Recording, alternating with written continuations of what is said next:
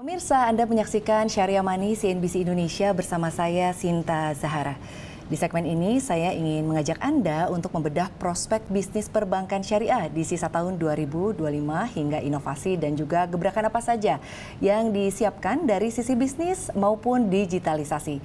Dan untuk itu, kami akan berdiskusi bersama dengan Direktur Utama Bank Syariah Indonesia, Bapak Anggoro Eko Cahyo. Halo Bapak, selamat siang. Bagaimana kabarnya Pak? Alhamdulillah, baik, sehat. Cinta, terima kasih. Baik, terima kasih Pak sudah ingin bergabung bersama kami untuk berdiskusi membahas mengenai bagaimana perbankan syariah di Indonesia. Pak, mungkin boleh dijelaskan Pak pandangan Bapak terkait dengan prospek perbankan syariah Pak untuk saat ini sebetulnya seperti apa? Kalau bicara prospek, tentu prospeknya sangat baik ya. Pertama, penduduk Muslim Indonesia paling besar di dunia, jumlahnya 240 juta, itu satu. Kedua, pemerintah itu sangat mendukung ekonomi syariah. Kementerian, BI, OJK, dan sudah masuk ke rencana pembangunan jangka panjang nasional. Itu hal yang baik. Dan yang ketiga tentu saja kalau kita melihat dengan jumlah penduduk muslim besar ini, penetrasinya masih rendah. Sehingga ini memperlihatkan bahwa peluangnya masih tinggi untuk bisa tumbuh. Paling nggak tiga hal itu menunjukkan peluang yang besar. Baik Pak, tapi kalau kita bandingkan dengan tahun lalu begitu ya Pak, artinya pertumbuhan dari perbankan syariah untuk di Indonesia sendiri, saya misalnya dari Bank Syariah Indonesia, sebetulnya apakah di tahun ini tumbuh positif Pak? Ya, khusus untuk Bank Syariah Indonesia, kita stabil tumbuh double digit, baik itu dari asetnya, karena tahun ini aset kita udah 400 triliun rupiah. Juga pertumbuhan dari nasabahnya, nasabah kami sekarang 22 juta nasabah yang ke Bank Syariah. Begitu juga dengan return on equity-nya, ROE kita sekarang di 18%. Itu menunjukkan bahwa pertumbuhan Bank Syariah Indonesia cukup stabil di 2 digit. Sementara kalau kita bicara industri perbankan nasional, itu pertumbuhannya ada di single digit. Nah ini menunjukkan bahwa perbankan syariah, ekonomi syariah itu punya prospek yang baik di Indonesia. Baik, tadi Anda menyampaikan bahwa di Indonesia ini peluangnya cukup besar begitu ya, dengan jumlah penduduk muslim terbesar di dunia, artinya ini menjadikan peluang yang cukup baik ya untuk perbankan syariah di Indonesia ke depannya lebih bisa maju lagi, lebih bisa baik lagi, lebih bisa tumbuh positif Pak. Tapi mungkin di dalam perjalanannya Pak, tadi Anda menyampaikan bahwa dari sisi penetrasi boleh dikatakan mungkin masih belum terlalu optimal begitu ya Pak ya. Sebetulnya tantangan-tantangan apa saja Pak yang dihadapi perbankan syariah di Indonesia untuk saat ini? Ya menariknya begini, Indonesia itu tahun 2022 literasinya itu baru 9%. Saat ini 2025 itu literasi 43%, jadi tumbuh literasinya. Tetapi orang tahu tentang perbankan syariah, tetapi inklusinya yang membuka rekening atau menjadi nasabah perbankan syariah itu baru 13%. Sehingga apa? Sehingga kita melihat, berarti orang sudah tahu, tapi dia belum buka jadi nasabah perbankan syariah. Nah itu sebabnya bisa jadi karena mereka melihat bahwa bank syariah mungkin cabangnya belum banyak, belum tersebar di mana-mana, sehingga mereka belum daftar. Atau persepsi terhadap kemudahan mendaftarnya atau membuka rekeningnya nggak semudah perbankan konvensional. Atau tadi itu, bisa jadi layanannya nggak sebagus bank konvensional. Jadi bisa jadi persepsi-persepsi itu atau pemahaman seperti itu yang menjadikan antara literasi dan inklusi itu agak berbeda jauh. Nah, tapi kita melihat ruang inilah yang bisa kita lihat sebagai ruang tumbuh yang sangat baik karena mereka sudah tahu, tapi mereka belum convert mereka belum buka untuk ke bank syariah. Baik, lalu strategi-strategi apa Pak untuk menjawab ya artinya tantangan-tantangan yang dihadapi tadi sebagai upaya untuk bisa meningkatkan atau mengoptimalkan begitu ya Pak untuk masyarakat memilih perbankan syariah khususnya Bank Syariah Indonesia di tanah air. Langkah apa dan strategi apa yang disiapkan dan juga dilakukan oleh Bank Syariah Indonesia? Ya. Karena tadi berangkat dari mereka belum terlalu familiar, lalu merasa bahwa cabangnya tidak banyak, maka Bank Syariah Indonesia yang saat ini memiliki 1.030 cabang, kita memastikan bahwa sebaran cabang-cabang kita itu di lokasi-lokasi yang memang potensi nasabahnya besar. Satu itu. Kedua, onboarding proses dibuat mudah. Dengan aplikasi, dengan mobile banking, kita punya aplikasi namanya Beyond, mereka bisa buka rekening dengan aplikasi. Jadi sangat mudah. Jadi membuat mereka udah nggak ada alasan. Kalaupun cabangnya nggak ketemu, mereka bisa pakai mobile application. Kita juga punya agen-agen BSI. 130.000 ada agen BSI tersebar di daerah. Jadi kalau nggak ada cabangnya, ada agen-agennya. Mereka bisa buka di situ. Sesuatu yang membuat mereka akhirnya melihat, lebih mudah kok buka. Ya, dan juga begitu transaksi juga, nggak sulit kok transaksinya. Jadi paling tidak kita permudah dulu mereka aksesnya.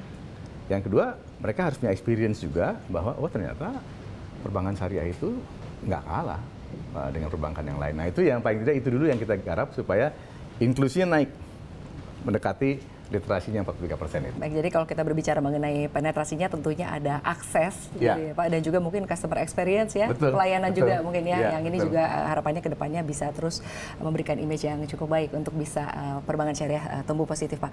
Lalu terkait dengan sentimen terbaru nih Pak, ada stimulus yang dikucurkan oleh pemerintah Pak 200 triliun rupiah ke perbankan Pak. Boleh Pak tanggapannya terkait dengan stimulus ini? Ya, tentu kami di perbankan sebagai perbankan syariah menyambut baik karena bagi kami tugas kami salah satunya adalah bagaimana menjadikan Indonesia sebagai pemimpin ekosistem halal dunia. UMKM halal di Indonesia ini tumbuh sangat cepat, Mbak Sinta. Dan itu rasanya perlu kita dukung bersama. Nah, kami tentu saja dengan adanya kucuran tersebut, kami juga akan mendorong UMKM khususnya di halal ekosistem untuk mereka bisa tumbuh dan lagi tadi ekosistem halal, industri halal, fashion halal itu bisa jadi kekuatan Indonesia di dunia. Baik, artinya untuk saat ini kan supply-nya sudah ada nih Pak ya. Yang mungkin akan menjadi tantangan juga adalah bagaimana untuk bisa meningkatkan demand untuk kreditnya gitu ya Pak ya. Artinya masyarakat mungkin sekarang sudah akan lebih dipermudah lagi untuk mendapatkan akses kredit gitu. Dampaknya juga mungkin diharapkan akan baik ya ke pertumbuhan ekonomi. Nah, kalau dari Anda sendiri melihat Pak, bagaimana upaya dari perbankan khususnya mungkin perbankan syariah begitu ya untuk bisa meningkatkan demand kreditnya? Yang pertama kami punya UMKM Center di 4 kota, di Aceh, Jogja, Surabaya, dan di Makassar. Itu salah satu bagaimana kita mengupayakan bahwa UMKM itu bisa mengelola keuangan dengan baik. Dari situlah kita bisa memastikan jika mereka punya kemampuan produksi lebih bagus, maka mereka punya demand untuk pinjaman. Nah, paling tidak dengan usaha yang sudah kita kurasi, kita bisa membantu mereka di sektor-sektor yang memang potensinya besar, dan lagi-lagi karena kita kepingin ekosistem halal ini kuat, kita kepingin mereka jadi pengusaha-pengusaha yang memang kuat. Paling tidak di 4 kota itu hal-hal yang kita dukung secara khusus supaya pengusaha itu bisa bisa mandiri gitu. Selain memang selama ini kita juga punya kompetisi pendampingan untuk wirausaha yang memang kayak halal, termasuk pendampingan. Ada training juga? Ada. Kita semua termasuk pendampingan untuk mendapatkan sertifikasi halal. Nah, itu penting bagi mereka kan. Jadi diselenggarakan oleh BSI Pak? Oleh BSI. Jadi mereka punya wirausaha kompetisinya, wirausaha kompetisi untuk halal ekosistem. Kedua, kita dampingi mereka juga untuk sertifikasi halal. Karena itu sangat penting bagi mereka pada saat mereka penetrasi ke market. Sertifikasi halal itu menjadi unique selling point-nya mereka kan. Betul. Nah, itu yang kita sampaikan. Karena ternyata mengurus sertifikasi halal itu bagi mereka bukan hal yang butuh proses dan bukan hal yang mudah. Mereka nggak tahu harus ngurus kemana gitu. Nah, kami di Bank Syariah Indonesia tidak hanya menyalurkan pinjaman, tetapi memastikan mereka mengerti mengelolanya dan juga mengerti bagaimana mereka bisa memastikan mereka dapat label halal itu yang membuat mereka menjadi punya unique selling point di mata pedagang-pedagang lain atau konsumen lain. Itu baik, jadi artinya bagaimana mereka bisa artinya bertumbuh begitu ya di ekosistem halal ini ya Pak dengan dukungan dari Bank Syariah Indonesia. Lalu selanjutnya Pak, ini terkait dengan kucuran dana ya Pak ya. Cost of fund-nya ini kira-kira apakah akan berdampak positif Pak ke Bank Syariah Indonesia itu sendiri? Ya, tentu saja sesuai dengan rencananya ini supaya likuiditas market itu tidak kering, maka ini akan membantu perbankan untuk bisa mengelola cost of fund-nya. Dan Bank Syariah Indonesia sendiri beberapa waktu terakhir ini kita bisa mengelola cost fund dengan baik, sehingga cost fund kita semakin lama semakin membaik, dan dampaknya apa? Dampaknya pricing kepada masyarakat itu akan lebih affordable. Nah, ini yang kita selalu jaga. Low cost fund itu jadi penting bagi Bank Syariah agar stigma bahwa Bank Syariah itu berbeda dengan profesional tidak terjadi. Kita harus memastikan bahwa Bank Syariah harus tetap compete dengan market. Lagi-lagi menjaga likuiditas ya Pak ya. Betul. Baik, lalu selanjutnya Pak terkait dengan evaluasi kinerja BSI selama 4 tahun berdiri ini sejak merger ya Pak ya. Sejauh ini apa capaian utama yang telah diraih oleh Perseroan? Yang pertama, BSI saat ini menjadi bank Islamic global nomor 10 di dunia in terms of market cap. Dan kita menargetkan dalam 5 tahun ke depan kita menjadi top 5 global Islamic bank di market cap. Nah, ini yang kita mau dorong. Kenapa? Kenapa market cap? Karena itu ukuran yang universal, orang bisa lihat. Yang kedua, ROI kita sekarang 18%, bertumbuh dari waktu yang sebelumnya. Nasabah kita 22 juta. Dalam 4 tahun tumbuh 7 juta nasabah baru. Ini menunjukkan bahwa demand-nya ada, dan mereka percaya bahwa Bank Syariah bisa memberikan layanan terbaik bagi mereka. Tadi ROI, lalu tadi market cap, dan juga nasabah. Yang lain lagi kita punya sekarang aplikasi Beyond, aplikasi mobile application ini.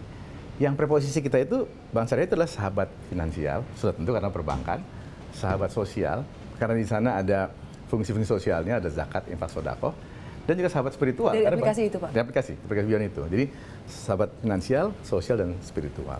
Sehingga nasabah akan melihat, oh ini beda bank syariah. Selain memang sesuai dengan prinsip syariah, tetapi di aplikasi mobile-nya juga banyak fitur-fitur yang membantu dia, tidak hanya untuk finansial, sosial, dan spiritual juga. Yang paling sederhana, paling gampang, bagi umat muslim, mereka punya waktu reminder sholat, menunjuk arah kiblat, yang nggak perlu mereka download dari aplikasi apapun, langsung muncul di handphonenya.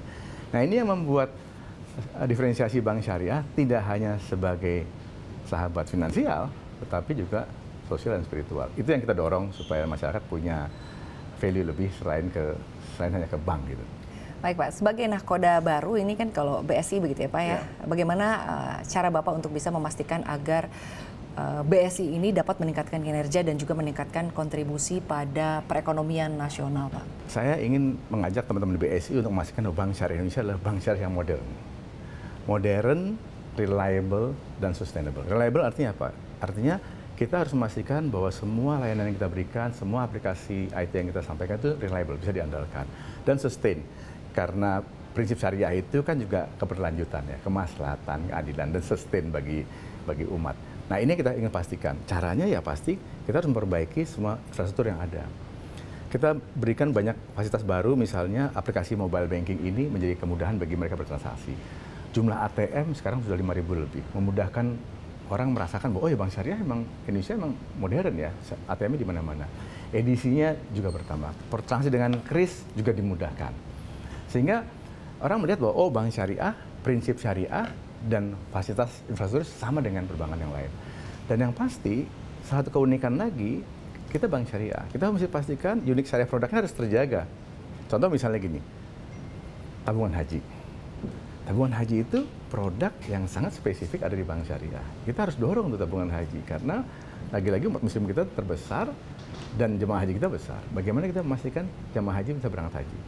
Tabungan haji itu juga ada tabungan haji khusus, haji plus.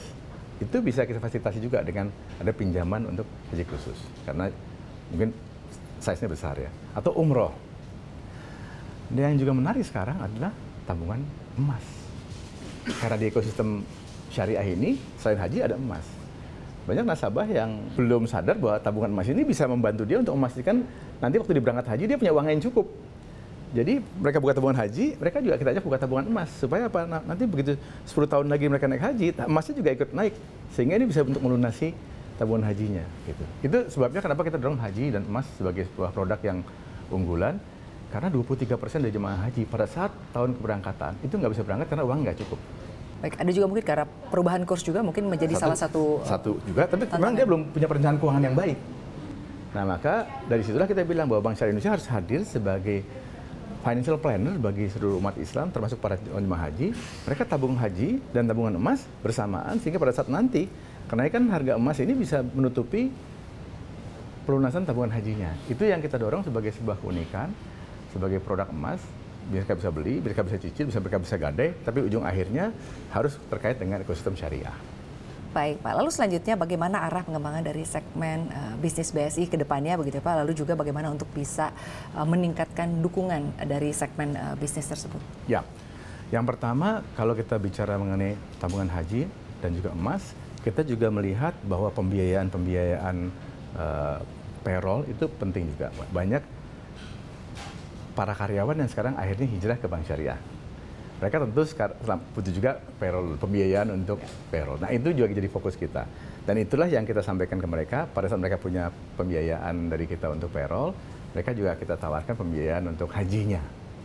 Mereka juga punya untuk umrohnya, mereka juga untuk emasnya. Artinya apa? Artinya mereka kita ajak untuk mulai sekarang berinvestasi dengan baik. Sama-sama menunaikan kewajibannya, tapi investasi dengan baik. Tapi juga yang menarik adalah kalau kita bicara tabungan emas, itu bagian dari, karena kita sebagai bullion bank pertama di Indonesia, BSI. Sehingga tugas kita adalah bagaimana kita memastikan bahwa bisnis emas ini bertumbuh dengan baik di Indonesia.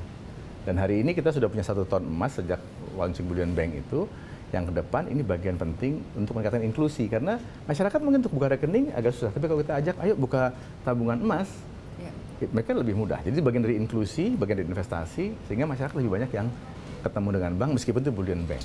Baik, artinya bagaimana juga mengedukasi masyarakat ya untuk tetap berinvestasi ya Pak di tengah situasi yang cukup menantang ini.